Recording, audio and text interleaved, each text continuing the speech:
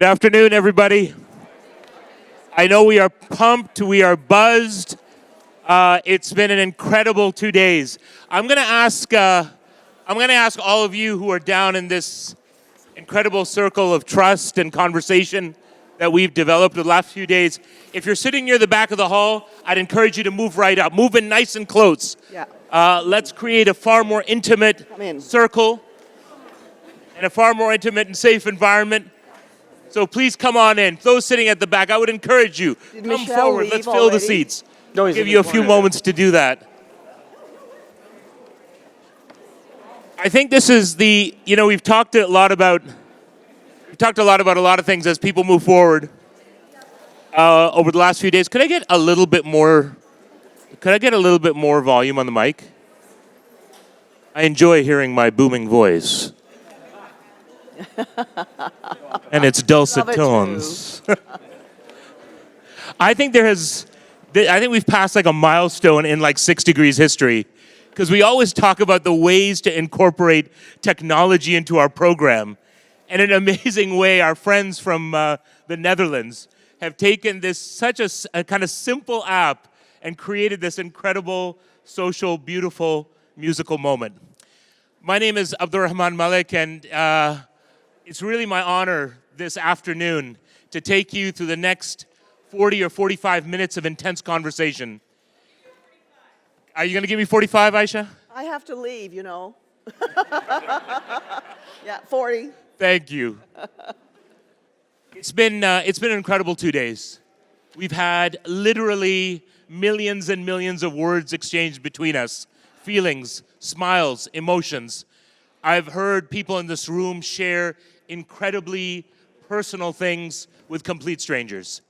And what we've heard again and again in this circle is that somehow in this space, we've been able to create trust. People have been able to take risks. And yet I've heard something else. Last night when Adam Gopnik was speaking, he was talking about a crisis. The crisis about losing faith in institutions, a world that's fragile. These have been serious conversations. They're not light conversations, they're serious conversations. And all of you have taken them incredibly seriously and have taken them to heart.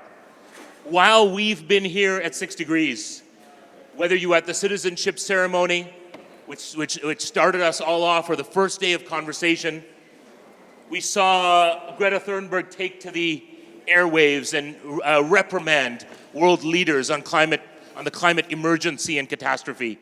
The next day, all hell broke loose in the United Kingdom as Bojo, as we Brits like to call him, as Bojo's government was on the edge of collapse and the future of the United Kingdom and Europe, again, was in question. And today, there's talk of impeachment in the halls of Congress.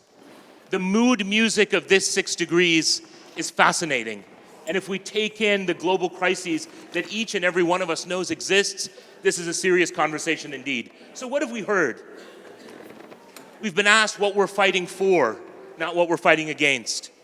We've talked about story and narrative, and we're going to hear from John about that in a moment. We've talked about what we're willing to cede and sacrifice. We've talked about whether we should use the word privilege anymore. We've talked about language, and we've talked about action. This is an opportunity to bring the strands together, to weave the tapestry with more complexity than we've even seen it so far. And this is an opportunity for us to put on the table not only what we learned, but where we think this is taking us. What is our own personal call to action? So as we go into this conversation, I'm going to set 3 suggestions. Ground rules sounds too fascist. I'm going to ask that you make your interventions this afternoon short, sharp, and pithy. We're not looking for questions. We want questions, comments, concerns, reflections, affirmations, hopes, and fears. We want you to talk about consequences. But let's keep them short, sharp, and pithy so we can bring as many voices into this circle as possible. My second ground rule: no kvetching, my friends. This is an anti-kvetch space. I know we got a lot on our minds, There's a lot of issues that we care about. We've already brought a lot of them into the scene. Let's work with the material that we have. Let's take it forward. And that leads to my third and final suggestion. This session is an engine. It's an engine of reflection and moving forward. Let's try to make an intention that as we put things into the space, we're putting the things into the space that are going to move all of us forward. Sometimes by challenging us, and sometimes by affirming us. We have the two incredible catch boxes held by Scott. Thank you, Scott. And David. Thank you, David. But I want to begin with three short, sharp, and pithy reflections from three people who've been observing and part of this process from the beginning. John. Well, first, just on behalf of Adrienne and Yasir and all of us, actually we want to thank you because you've given up a lot of time to be together with us, but with each other. And in a way, this last 3 days, this is the most exciting and successful 6 degrees we've done yet. We're learning more and more how to do it with you. And it's been like a journey, somewhat exhausting, very exhilarating. And we've worked together. I think you've all felt that we've worked together. I hope that when you leave and go home, you feel lonely and down, because it's pretty exciting being in this room.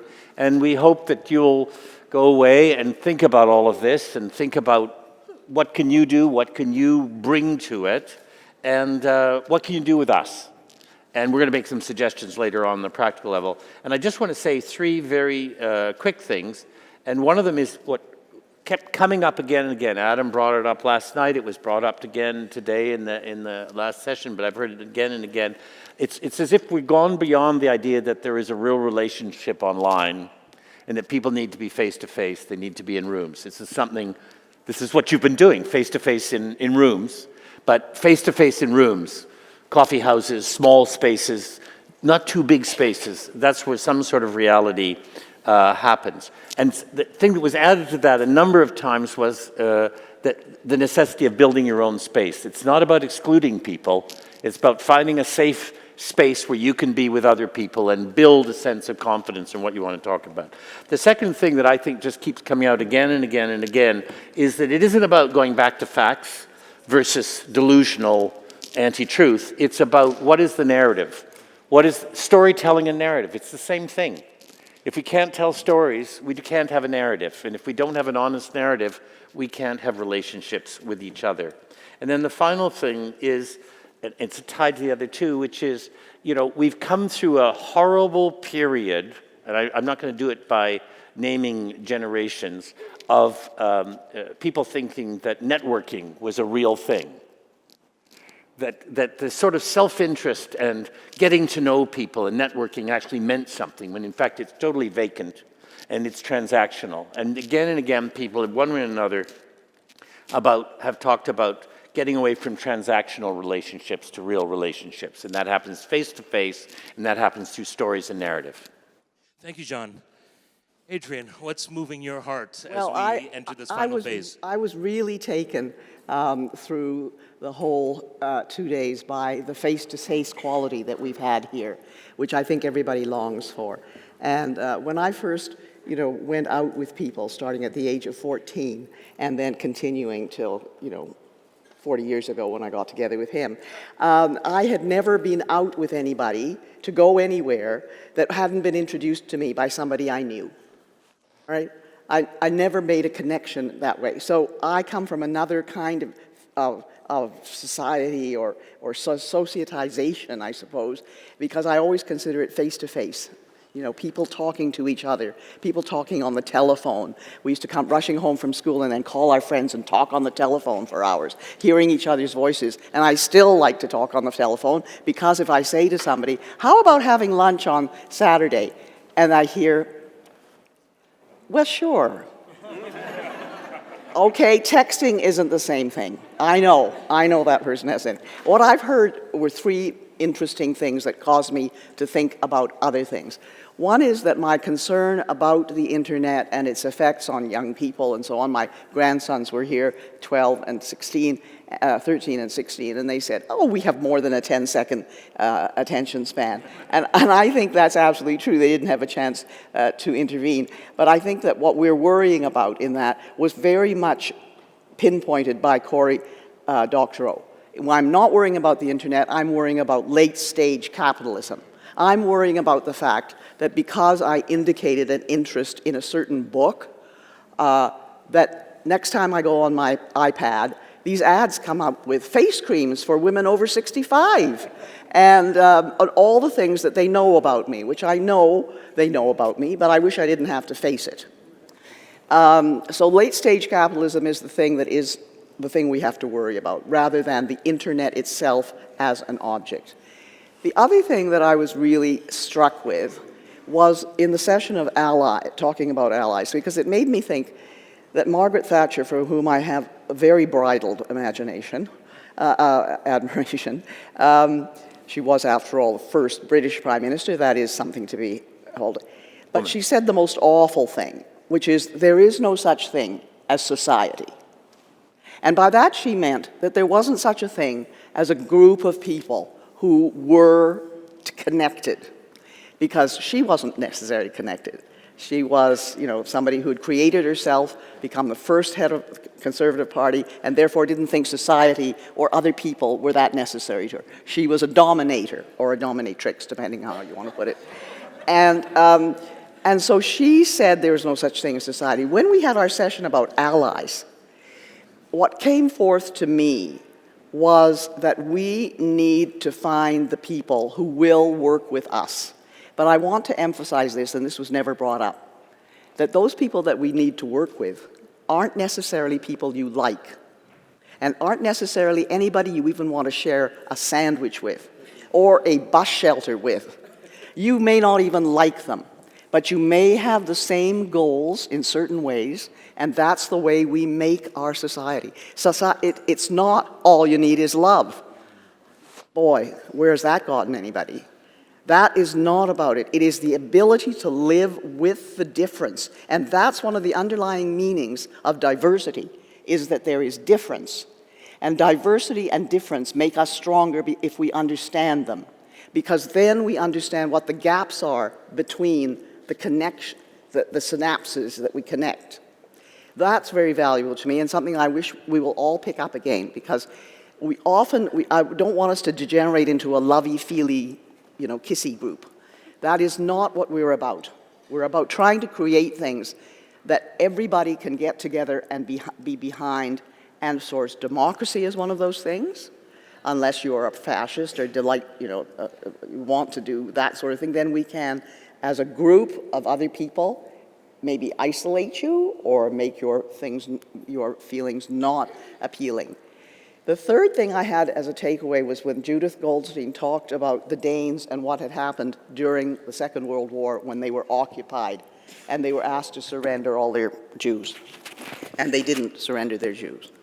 In fact, the king, who was Christian X of Denmark, the king wore a gold star on his clothing. They were the only European country to do that. In other words, he was saying to the Danes, they are part of us, we are part of them, you can't be separated from us.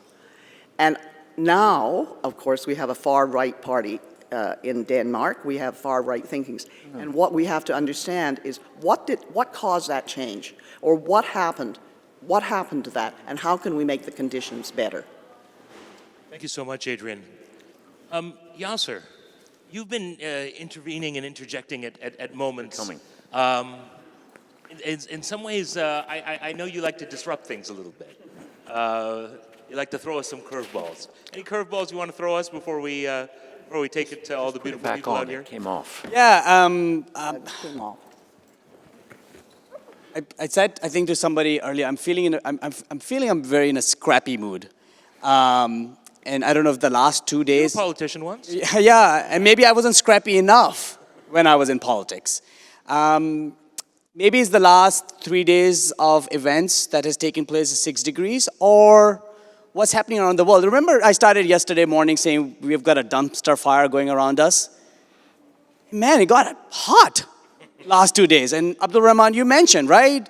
Greta at United Nations scolding the world leaders. What a moment that was. A 16-year-old looking at the biggest, strongest world leaders and speaking her mind.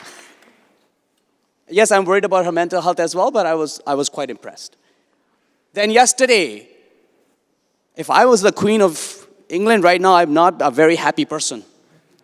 She didn't do her job. She didn't do her job. The UK Supreme Court, welcome to constitutional monarchy. She's not the absolute. She got told that she was wrong to prorogue that parliament. And then today, the guy who thinks he can do anything, who's forgotten his own history around absolute monarchy, who claims to be forgotten checks and balances, may face some strange reality that he didn't think. So there is a dumpster fire going on. So the context, I think, to our conversation has been really important. And I will say, AR, what I said earlier. We are in a street fight right now, where the other side is not following the rules. While we, the progressives, are trying to follow all the norms that go in a fight. It's time to let go of the norms. Let's cede some ground, but let's go for the bigger prize and be unapologetic about why we need to keep building inclusive societies. And that's the work we have with this circle and beyond after today. Yasir, that's a great place to start. That's probably the most radical thing I've heard you say. We are coming out to you now. I want to see a show of hands. We're going to come to you, short, sharp, and pithy, my friends. We're going to go right over here. And after that, we're heading to that corner and all in between. I'm coming to you. Short, sharp, and pithy. Give it to us. Hello, everyone. The past few days have been exceptional, and I've got to meet like 3 young women who I'm so excited to connect with after this. And one thing we discussed is being at the table, or the circle, I should say, is the dialogues we were having on the future of our country, our cities, and how youth play a role in that, and our space in place has been incredible. But what about those who are not here and those populations? And I'm specifically thinking about the youth population right now and racialized folks. I would love for them to be included in this conversation so that the solutions that we create are effective and the future that we are envisioning, no one gets left behind. Thanks. Thank you for that, and I think we're going to come back to that because I think this is kind of a perennial question for us. How do we reach those who aren't in the room? How do we create those opportunities? But before that, go ahead. Hi, A.B. Gill from Toronto, and I actually want to build on the comments that has just been made and also build on what John and Yasir has said. I think that given the time we're living in now, and it's particularly the time we're living in now, it's very important to make sure the narrative is centered on what is challenging our country. And I think the issue of racism is part of that conversation. And I think that, so I would recommend to 6 degrees Toronto or 6 degrees whatever in other parts of Canada to think about for the next gathering, how do you bring forward and put as center folks from communities of color and Indigenous people and let them lead the conversation. We're going back over. Mariam, you started us off on the first day. Yes, I did. I'm particularly intrigued to where you've arrived to now. Well, I actually want to challenge people in this room. One of the things I noticed, and this is not anyone's fault, is that there is surprise when someone who's young talks about something. When they say something that's smart, when they say something that's challenging, there's a surprise in people's faces. And I am guilty of this as well. When my little sister does something, I'm like, oh, wow, that's amazing. I wouldn't have expected that. But my challenge here is for you guys to see young people in what we say as equals. I want to normalize the fact that we are part of this conversation and we are an equal part of this conversation. And I want people in this room to see what might come off as naivety as necessary optimism for changing the future. Yeah, I think that's it. It's interesting. I'm hearing from both of you that this kind of art. is the notion of the millennial or the Gen Z, have we emphasized it too much? Has it become artificial? And do you feel reduced by that? Do you feel like, oh, you're now like a little special interest group called Gen Z, and we're going to deal with you in kind of a cool way while we people have serious conversations? And I also feel like there's such a diversity of opinion. Oh, here we go. I feel like there's such a diversity of opinion that happen within a group like millennials or within a group like Gen Zs. And so when you belittle those groups and say, they're entitled, and so therefore we shouldn't listen to what you have to say about the world, that's actually doing a disservice to yourself and a disservice to the world, and also to the land that is being threatened right now with things like climate change. Yeah. I mean, that resonates with what Adrienne talked about, that in late-stage capitalism, you're turned into a product, a niche market, something to be kind of fetishized. And that's why I am particularly... It's not loud enough. That's why I'm particularly interested in lowering the voting age to 16. And if you can join the armed forces of our country at the age of 16, you can vote at 16. Not that everyone's going to get the chance, because we don't have elections every year. But I think that's when people are very concerned about what's going to happen. That's when they really worry about their future. Afterwards, when they go to university or to college or to trade school or whatever, they're thinking about earning their living, etc. I think from the experience that I had as Governor General, going to schools all the time and talking with young people, sometimes I think it should be 11, because grade 5 is a terrific age. And then 16, sort of grade 11, is the top, absolutely the top. And I would also add to permanent residence, but that's me. And permanent residence. Let's head right behind you, Adrienne. Go ahead. Hi, my name is Ellen, and I'm from Edmonton.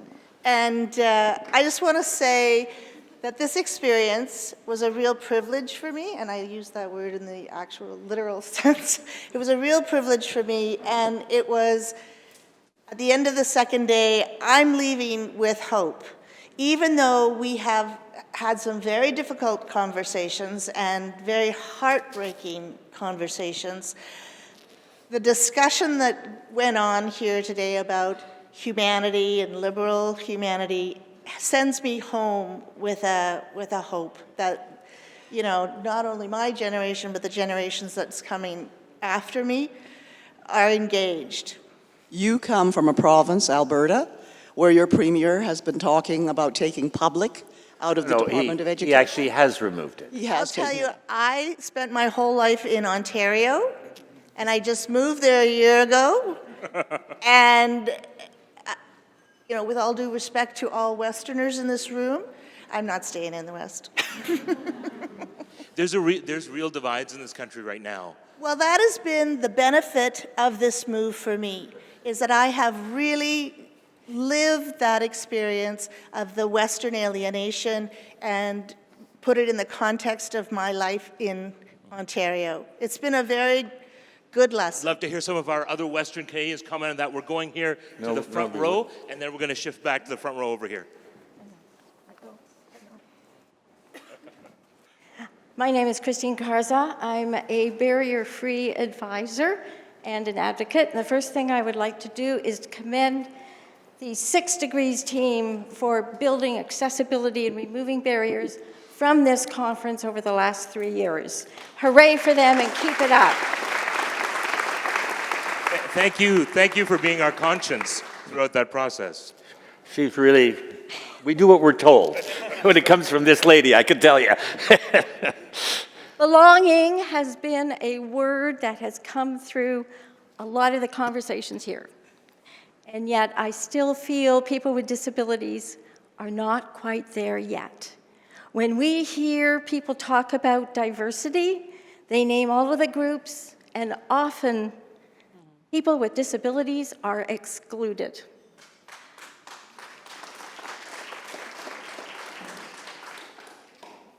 We have to change that. Invite us into the circle. Hear our voices, hear our life experiences. Help us figure out, how do we get the person using a wheelchair into the boat to flee their country? Help us figure out, how do we get the person with a disability to survive in a refugee camp? Help us to figure out how do we get the immigrant or the refugee who comes to our wonderful country to manage the medical system so they can get the care that they need. Invite us into your circle. Hear our voices. Share the courage that you have with us so we can be part of this whole circle. I want to belong. Thank you. I'm going to go to I'm going to go to Irene, and then we're going to go across to this quadrant over here. Go ahead, Irene. Yeah, two short comments. First of all, going back to your hope, I also go home with hope, and I'm going home with hope because of the young lady, because I thought that the young people were extremely inspiring and convincing over the last 2 days. So I hear you. And then I want to go back, Yasir, to what you said yesterday, one of your opening lines, learn, connect, and action. Well, I think the action has started here. And Adrienne and John, I wanted to thank you, and I hope that you will use this platform to continue the conversation. Thank you so much. Thank you, Irene. We're heading to the back there, and then we're coming across. Go ahead.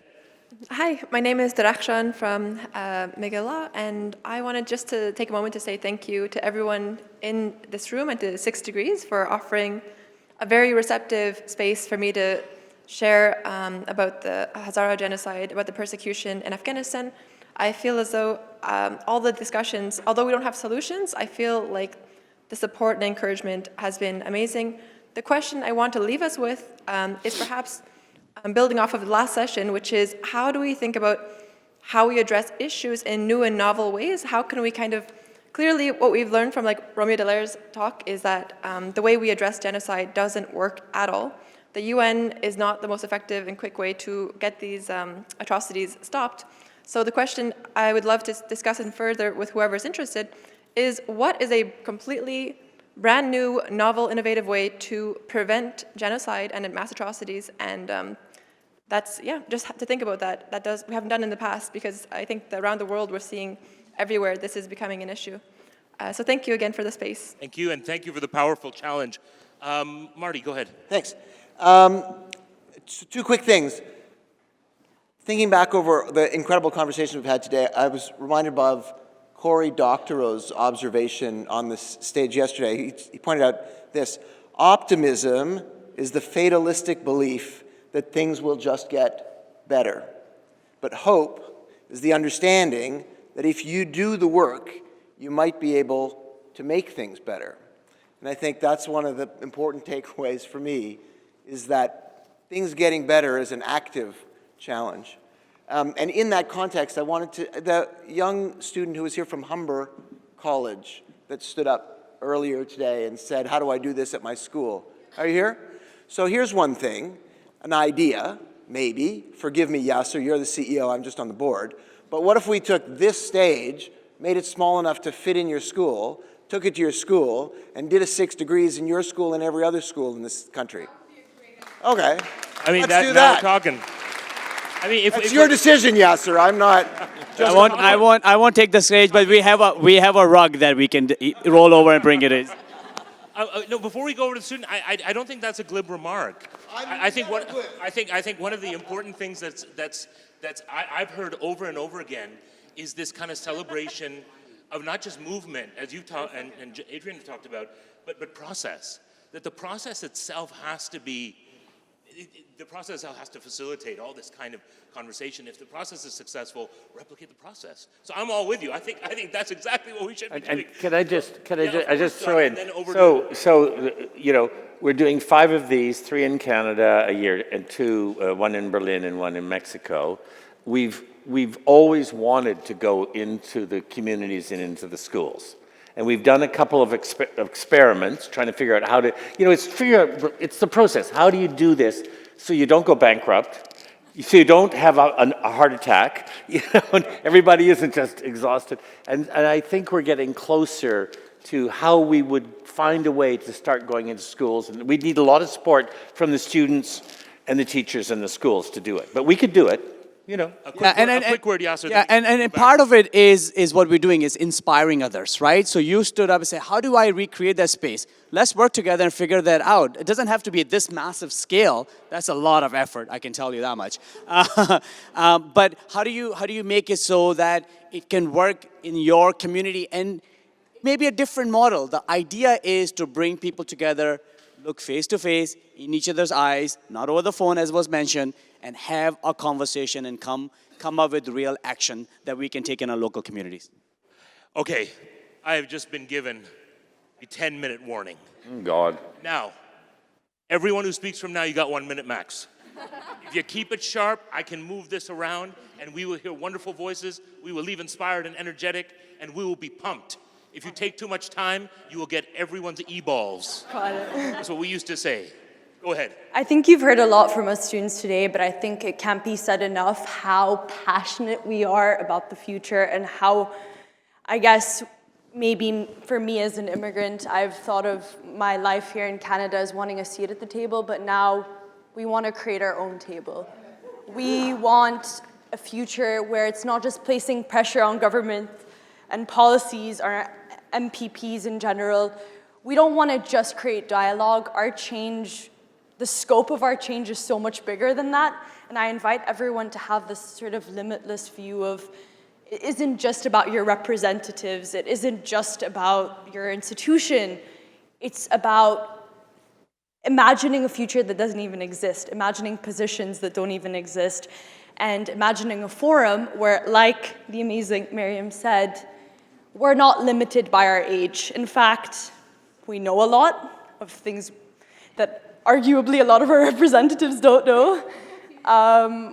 And we're motivated. And I just wanted to say that, and thank you so much for this. Thank you. We're going to go very quickly right over here, and then we're going to come back there. Go ahead. Hi, everyone. Samantha Perlman. I'm from America in Boston, so I've been enjoying the conversations. I'm actually running for local office in my own community. Woohoo! So I want to put that out there, that oftentimes we're looking to other leaders to make the change that we seek, and it's important for young people, women, underrepresented minorities to take that action. And I really think what was spoken on one of the earlier panels about democracy being local, I really encourage you to get involved in your local communities, and it's not just about voting, right? Voting is a symptom, and it's everything that happens prior to that, and so I just wanted to put that into the space as well, and really encourage people to pay attention to their local government. Thank you. Alina Helgeson. Drop some wisdom for us. Thanks, AR. I really want to address that lady that's from Edmonton, and I'm sorry I'm speaking the way I text. I'm 3 or 4 paragraphs behind. I'm also from Edmonton, and it would be a real shame if you left. We need voices like yours, especially in Alberta right now. One of the things that I took away from Ketty was approaching people that are different, going outside of the circle. This has been amazing. There's so many like-minded people. I've learned so much. But like Jessica said yesterday, we need to start planting those seeds. And those seeds, maybe we need to plant them in rural Alberta. I get to substitute teach out there. Those kids are worried about climate change. They're worried about all the same issues, but they don't have the same kind of mentors. And I know that heading out to places where there's only 200 people in a town, it's not as sexy as things here, but I think they're important, and I think projects like Kate Roswell's Canada Talks, they're great for places like that. So I really hope that as you go back, you think about maybe engaging in people that really need to hear it too. And if you haven't connected with Alina, I mean, she started an honest-to-goodness grassroots movement right from a living room. I have to throw in, has incredible impact. I have to throw in, as an Albertan Manitoban, me, I agree with you entirely, and yes, there are problems, but it's a fabulous province. It's divided, but there is great hope in Alberta, and a lot of people working for that. Yeah. Hi, I'm Pam Krause, and I'm also from Alberta, from Calgary, Alberta. I sort of agree with you, John, but the Edmonton Public School Board is now called the Edmonton School Board. The word public has been taken out. NGOs have been told by politicians they're not fond of us doing advocacy work, and young people in Alberta have had their rights taken away from new Gay Straight Alliance legislation. I don't think there's been a more critical time in our province, and so today I'm committing to having a coffee house. Great. That's awesome. And you're going to come help me. That's a deal. DM, quick minute from you, and then we're going over there. And then right next to you.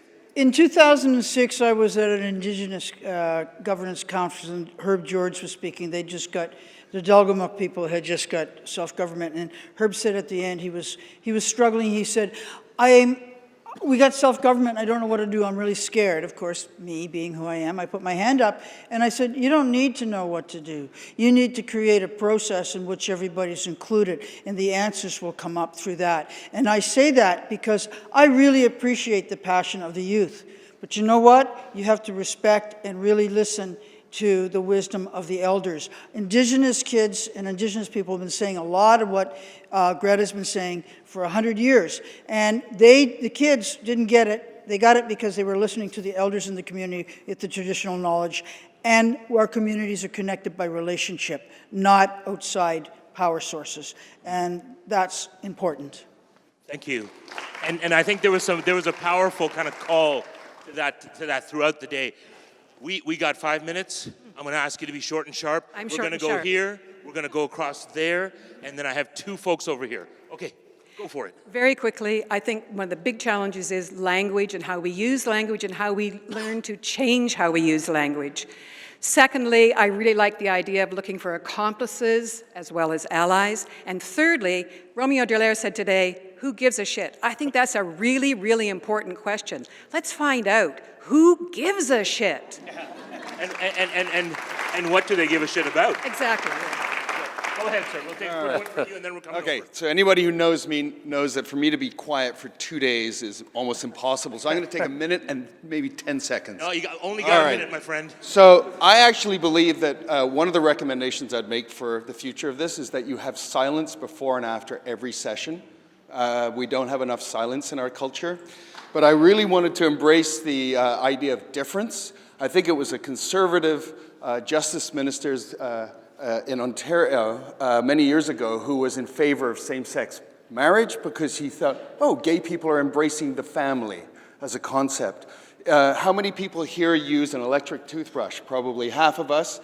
Electric toothbrush invented by somebody who had mobility challenges in their hands. Hence, my point is benefit. The last thing I want to say is we are reinventing capitalism. There are many people who are not in this room, and I really hope that we can embrace more of the conversation around new business models and so on and so forth. I think that needs to be in the room. Thank you very much. Go ahead. Hi, my name is Denise. I just wanted to let you know some of the steps that I'm planning on taking forward from this conference. One is I'm going to make a commitment to create conducive spaces for conversations with people who have different opinions from me. I'm going to not make an assumption that I'm right, even though I believe I'm right. And then the last thing is that I'm going to make it a practice of welcoming the feelings of discomfort in those meaningful conversations so that I don't shy away from those opportunities. Thank you so much. And I mean, Adrienne, that's what you were saying earlier. There's a personal call to action, isn't there? Yeah. There's something that we're going to commit to. There's a kind of a intense intention and challenge.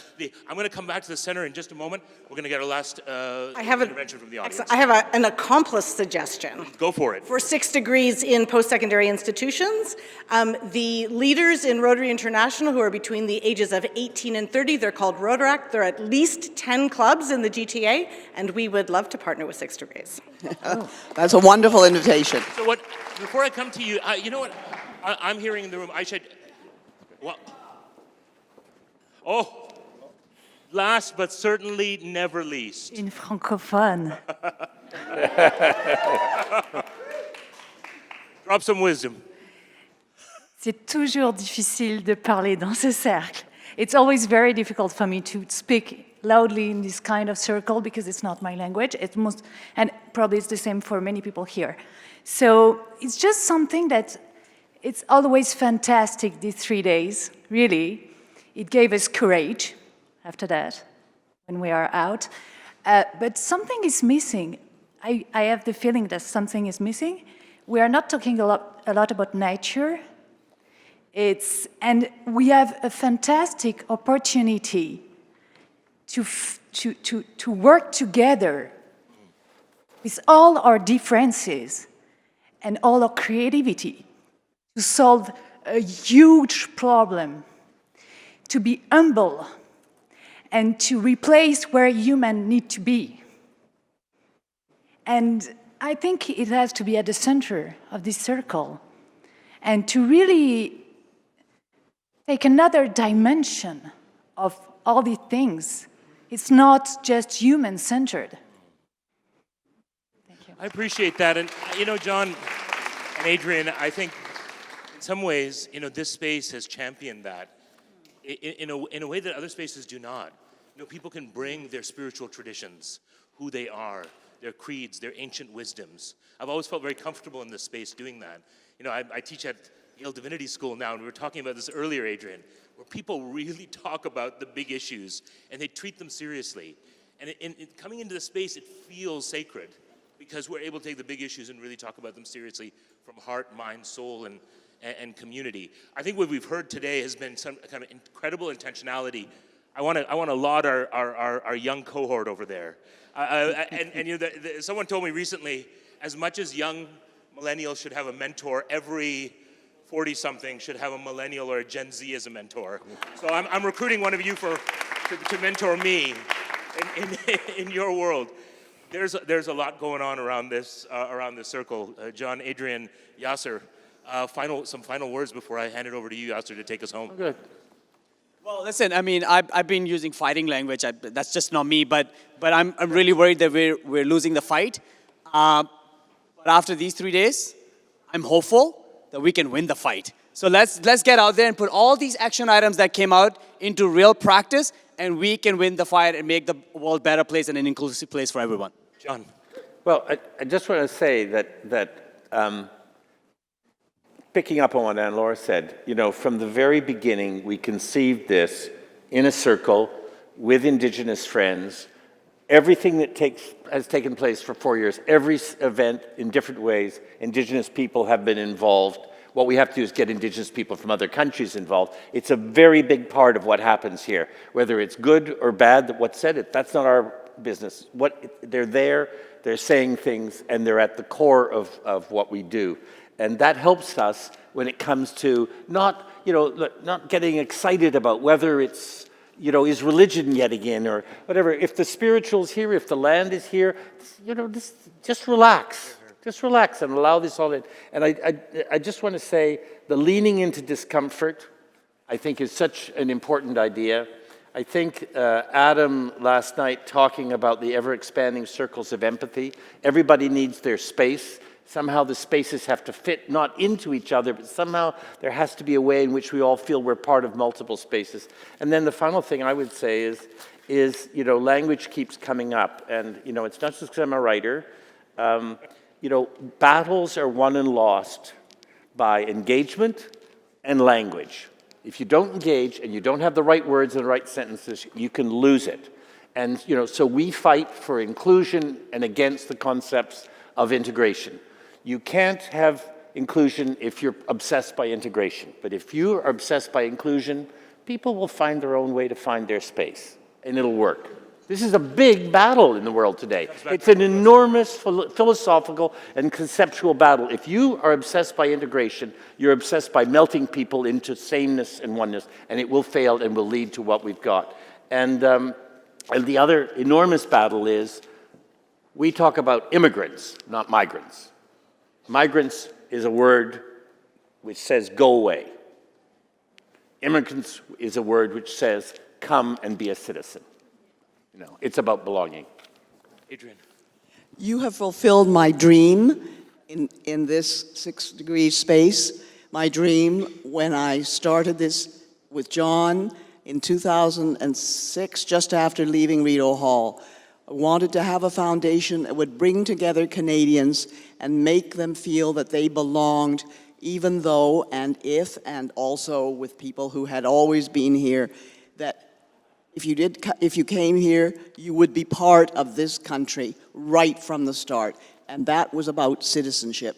And to see all of you here participating, and particularly the young, because I turned 80 this year, okay? And thank you. And all of you who are young now, all of you are going to have 60 to 70 years ahead of you. Your life expectancy is about 95, those of you who are 16 or 17. So you're going to have that long haul, and I say carry it on, and this is part of our getting along traction on a hard road. Thank you, Adrienne Clarkson. Thank you, John Ralston Saul. This was the most exhilarating What's Next session we've had so far. Please give yourselves and your neighbors a round of applause. Shake their hands, give them a hug. It's been wonderful to have you all together. The 6 Degrees journey continues, and I hope you'll take the opportunity to stay connected not only to the work of 6 Degrees and ICC, but to each other. In 2020, we're going to come back into this space with hopefully great stories of great wins and great successes. Yasir, we're going to win. We will win. So, thank you very much. Thank you very much. Thank you. Everybody. Give a big round of applause, Abdul Rahman Malik. Thank you, Abdul Rahman. So, as Abdul Rahman just said, the 6 Degrees journeys goes on, and you don't have to wait till 2020 because we are doing this work every single day. This is a forum which is in space right here, but also online, so keep using the hashtag. But if you want to come to the next 6 Degrees, I invite you to join us in the beautiful Mexico City in November of this year. I'm really happy to announce today that we at the Institute for Canadian Citizenship are partnering with the Fundación Reinventando a Mexico, and we will be hosting a 6 Degrees in Mexico City on November 11, 2019. And excited to have my friend Javier Lopez Casarin, who is the president of the foundation here. Come on, Javier, come on the stage. Who are partnering with us in hosting this 6 Degrees. And somebody took my catch box. I was going to do like passing of the torch here with the catch box. Come on, David. This is like the Olympics when they give the flag to the next host city. Here we go. So we can't wait to partner with you. This is yours to.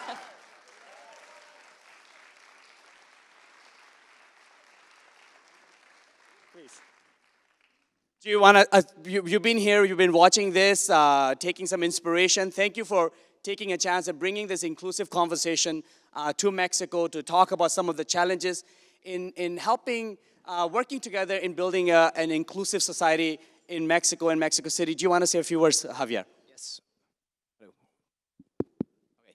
Okay. First of all, thanks, Adrienne. Thanks, John. Okay, good. Well, thank you so much. Thank you, 6 Degrees. Thank you, ICC. Thank you, all of you, for being here.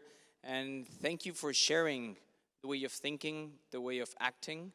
What I've learned through the years is that this space, this circle, needs really to get out there.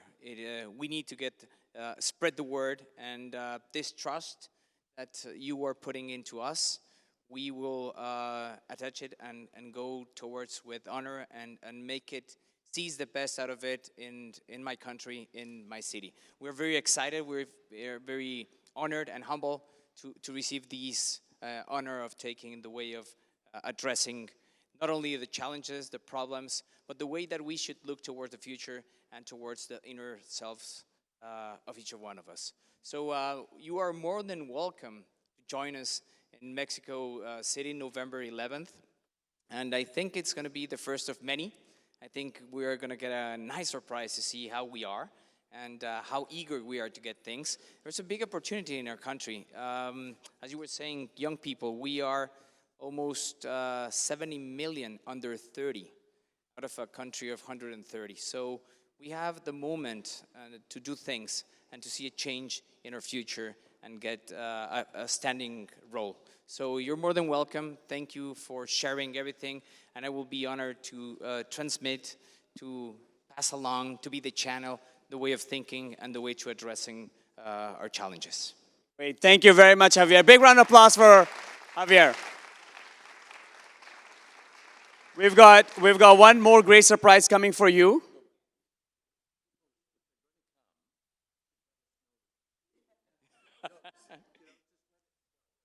I'm sure we'll find out. They'll have to register with us, John. But thank you for reminding us. Let us know if you're coming. There's one more surprise coming up, but I do want to give you one more homework, maybe when you get home today. Abdul Rahman talked about a call for action. Write one action that you want to take, tweet it, Facebook it, use hashtag 6degrees_TO, because we want to know what action you're committing to so we can document that and then we can work with you to make it happen. Thank you very much. Is Pambo coming on the stage now? We're gonna get off and we'll set up for the next act. Don't go anywhere, something's about to happen.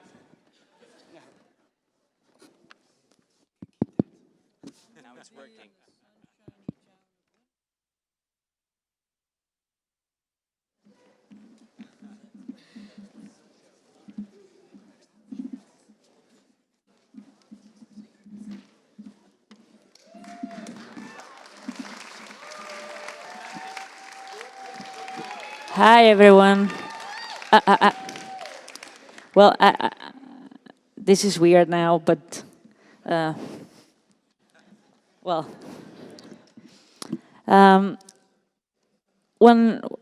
First of all, I want to thank you all. This is my first time in Toronto and in Canada, and I'm surprised. I mean, you're amazing people. Thanks, 6 Degrees, and thanks to the ICT for the invitation. And I was supposed to sing only one song, and it's like a really happy song, and it's going to be fun. But as we're speaking a little bit of diversity and citizenship, I was asked to do this song for a film back in Mexico. And it's quite a Mexican song. It sounds like a quite religious, like indigenous, but then Catholic song. And I think it's really beautiful.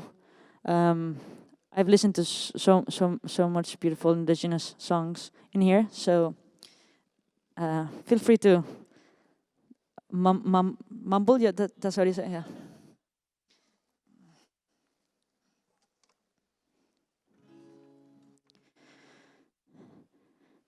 Que digan lo que digan, que yo te seguiré.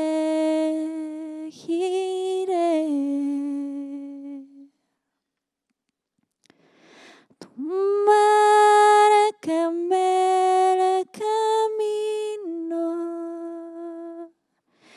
y ahí te alcanzaré.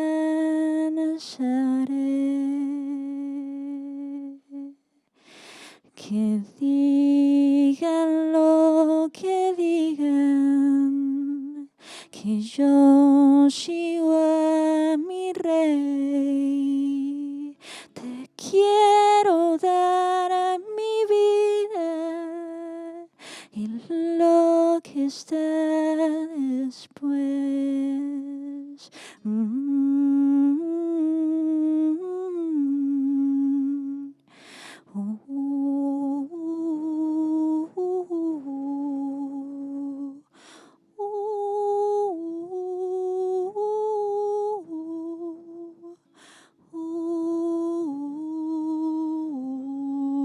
You go.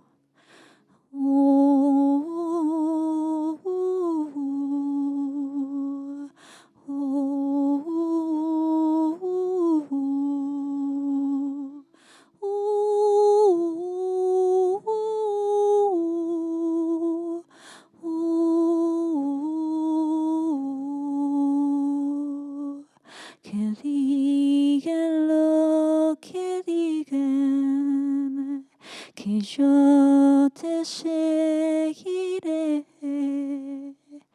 Te quiero dar a mi vida y lo que está después.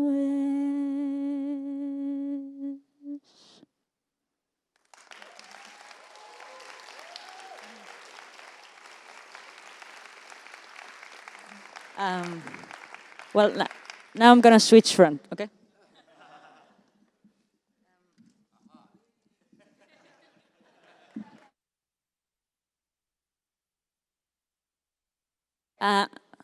I hope you're like the singing part. Yeah. Because I don't know. I always say that this is our last night together. If you turn around, you're never gonna see that face again. Not in the exact same way. You might see each other sometimes, but not as we are now. It's like a one-night stand. It's like. So let's enjoy our one-night stand. And this need like interaction. So the words are like sígueme bailando, but I know it's like quite hard. So you're gonna sing like this. Ba-da-da-ba-ba-ba. You go. Ba-da-da-ba-ba-ba. Ba-da-da-ba-ba-ba. And you go one on one.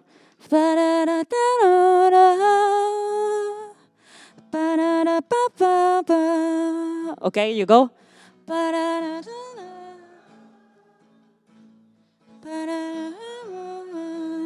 Wow, you're like great singers.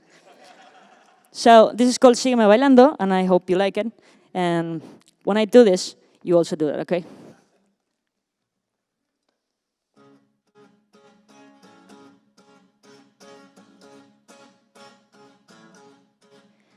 Me dices que quieres que baile más despacio y yo no, no, tú pides ambiente, la gente está pendiente y yo no, no, si te escucho respirar, no hay manera de evitar. 1, 2, 3, 4, 5, 4, 3 y yo, si sigo bailando me voy a enamorar.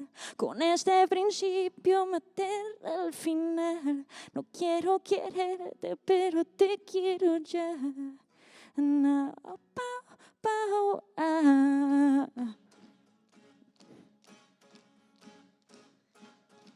Keep going. Me dices que quieres que baile más despacio y yo no, no, tú gritas 70, el ambiente está caliente y yo no, no, si me escuchas respirar, no hay manera de evitar. 1, 2, 3, 4, 5 y yo, si sigo bailando me voy a enamorar. Con este principio me aterra el final. No quiero quererte, pero te quiero ya. No, lo de poder, empiezo a ceder y resistir me está matando yo.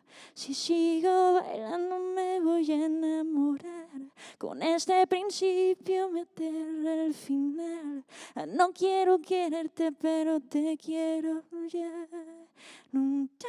You go. You go.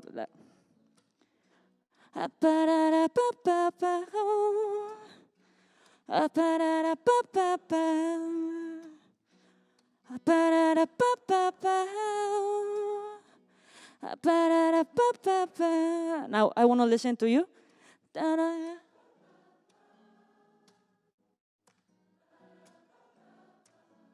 Keep going. Louder. Keep going. Sígueme, sígueme, sígueme, sígueme, sígueme, sígueme, sigue bailando. Sígueme, sígueme, sígueme, sígueme, sígueme, sígueme, sigue bailando. Sígueme, sígueme, sígueme, sígueme, sígueme, sígueme, sígueme, sígueme, sígueme, sígueme, sígueme, sígueme bailando. Sígueme bailando. Sígueme bailando, sígueme bailando.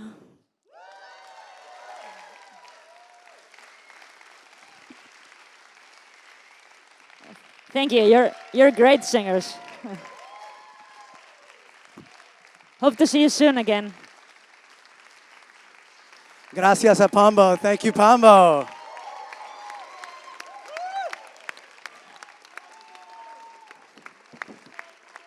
Thank you, Pambo. That was amazing. Thank you, Pambo. Oh, wow. So thank you, Pambo. Thanks to everyone here. I also should say, you've seen a lot of me. You've seen Yasir and John and Adrienne. There's also lots of people working on this event who you've seen but maybe not heard from. So the producer of this event, Aisha Jara over there, a big round of applause. Yeah. Somewhere in this room, Roberto Alvarez over here. Already gone over to Kerner Hall for the Adrienne Clarkson Prize for Global Citizenship tonight. Not only Adrienne herself, but Philip Chalk and Karen Chekaluk also on the team. And then finally, there's a whole fleet of volunteers you've seen here in the black shirts with the 6 Degrees logo. So big thank you to the volunteers. They've given us their time. Thanks, guys. Yeah. So we'll see you tonight at the Adrienne Clarkson Prize at Kerner Hall. We'll see you in Mexico City on November the 11th. Javier, see you there. And we'll see you online at #6degreesto. See you soon. Thanks.